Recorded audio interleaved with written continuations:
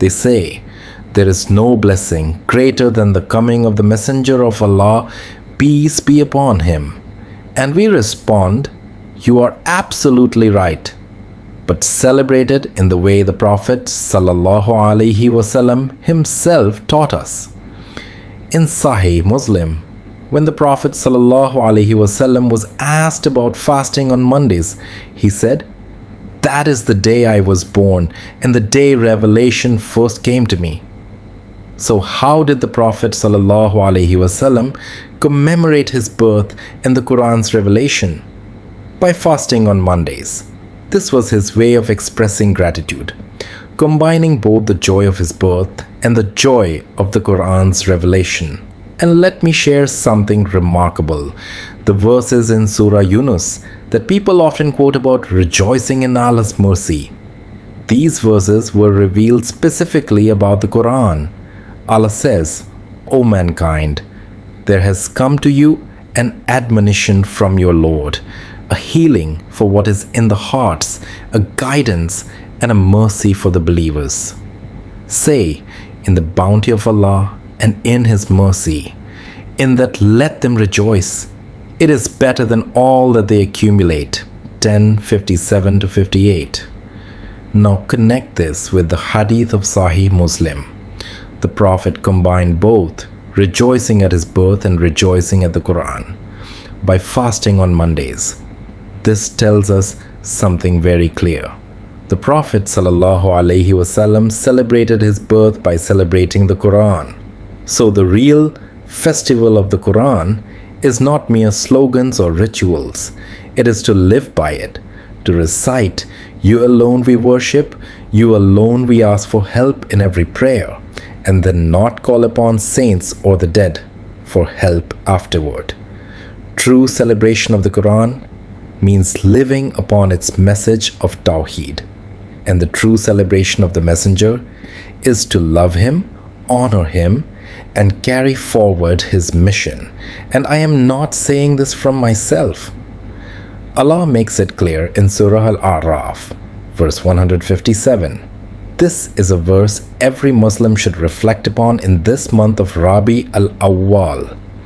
Those who follow the Messenger, the unlettered Prophet, whom they find written in their own scriptures, the Torah and the Gospel, he enjoins upon them what is right, forbids them from what is wrong, makes lawful for them what is pure, forbids for them what is impure, removes from them the burdens and the shackles that were upon them.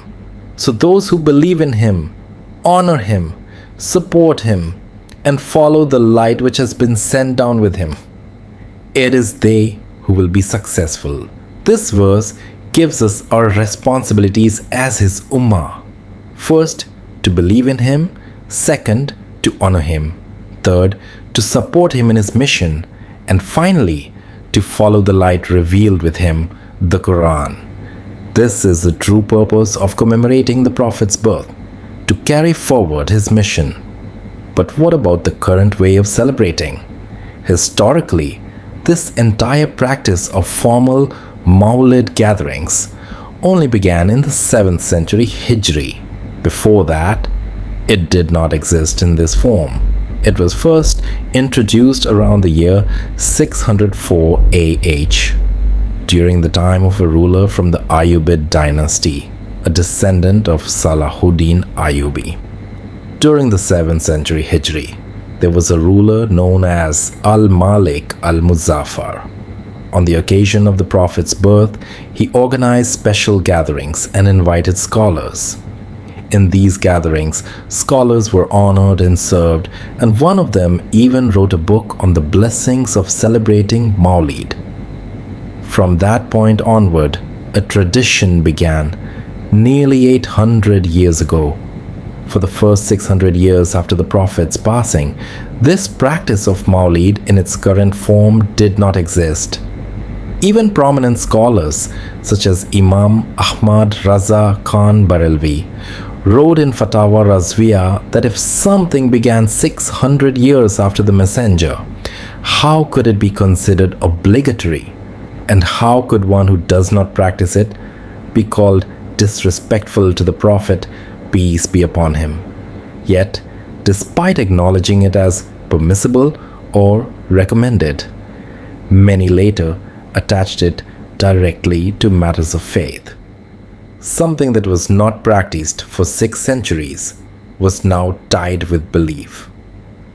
Then, in 1588 CE, about 350 years ago, when the Ottoman Empire was at its peak, stretching across 3 continents, they officially declared the 12th of Rabi al-Awwal as a public holiday. That declaration spread throughout the Muslim world, and it continues today, even in countries like Pakistan. It was, in fact, the Ottomans who institutionalized this practice and spread it globally. Before the rise of the modern Saudi state, Mawlid processions were even held in Makkah and Medina.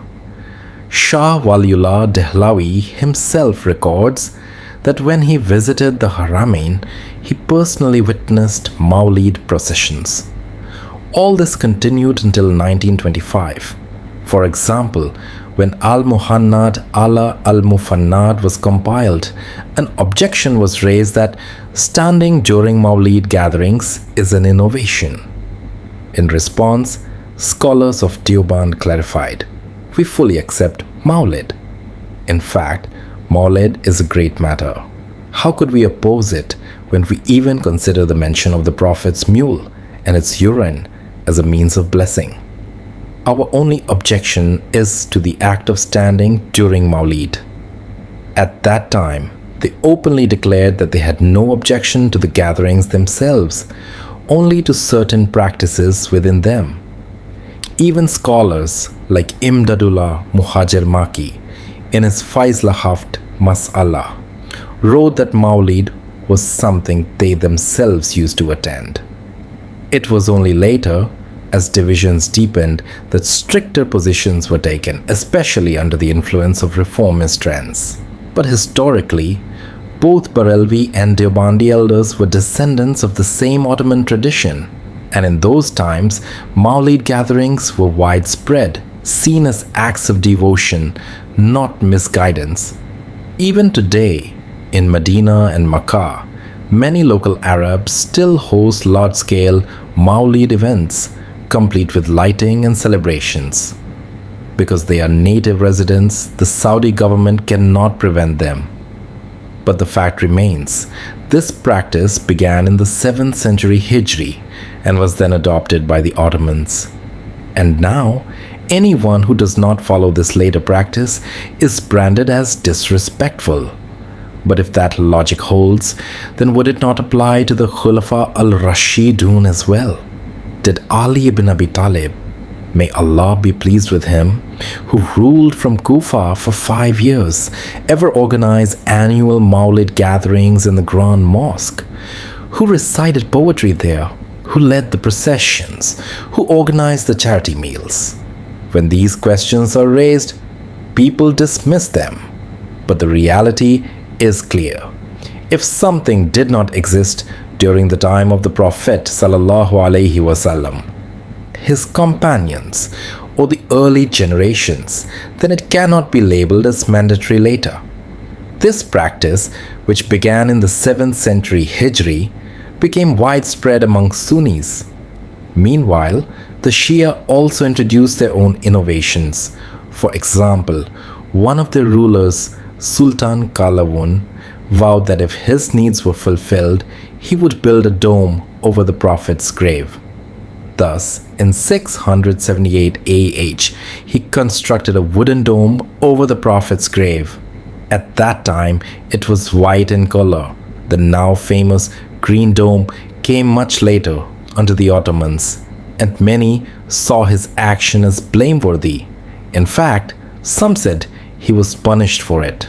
But today, even the Saudi government does not dare remove the dome, though in the 1920s they demolished other shrines and tomb structures. Why? Because building structures over graves is clearly prohibited in authentic hadith. In Sahih Muslim, the Prophet ﷺ said, "I forbid you from building over graves. plastering them, or sitting upon them.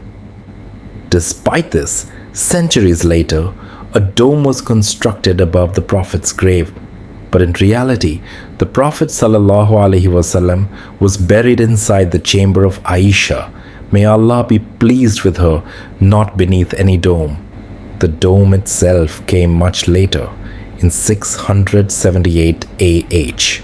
And if you think this was due to lack of technology in earlier times, consider this. In the year 80 AH, when thousands of companions were still alive, the Umayyad ruler al-Malik ibn Marwan built the Dome of the Rock in Jerusalem, a massive structure far larger than today's Green Dome. Clearly, technology was not the issue.